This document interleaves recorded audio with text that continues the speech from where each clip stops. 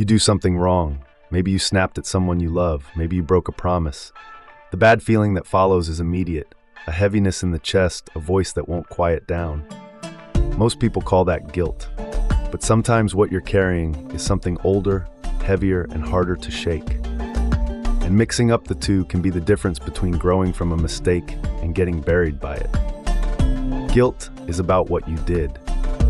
Something specific happened. You made a choice, and you know it was wrong. That focus on the action, not the person, leaves room to do something about it. You can apologize, you can make it right, you can choose differently next time. Guilt, handled honestly, is your conscience doing its job. Psychologist June Price Tangney spent decades studying both emotions. She found that guilt tends to push people toward repair. The feeling is uncomfortable, but it's pointing somewhere useful. Shame works differently. Shame isn't about what you did, it's about who you are. Instead of saying I did something bad, shame says I am bad.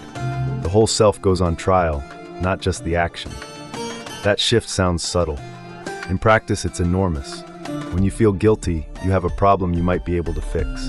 When you feel ashamed, you are the problem, and you can't fix yourself the way you fix a broken fence.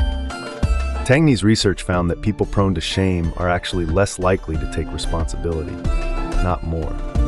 When the self feels completely under attack, the instinct is to protect it, not examine it. Shame drives hiding, defensiveness, and withdrawal.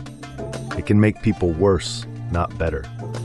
Think about a father who loses his temper with his kids. Guilt sounds like, I shouldn't have yelled, I need to apologize and do better tomorrow. That's painful, but it opens a door.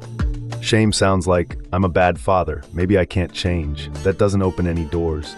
It collapses into self-pity or gets buried under denial.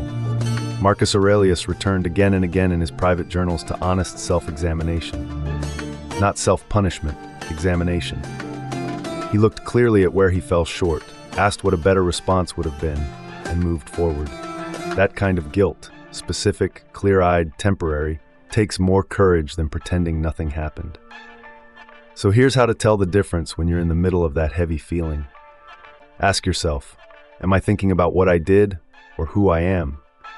Does this feeling make me want to fix something or hide from everything? If it's guilt, own the action, make it right, and move on. That's where the work is. That's where something can actually change.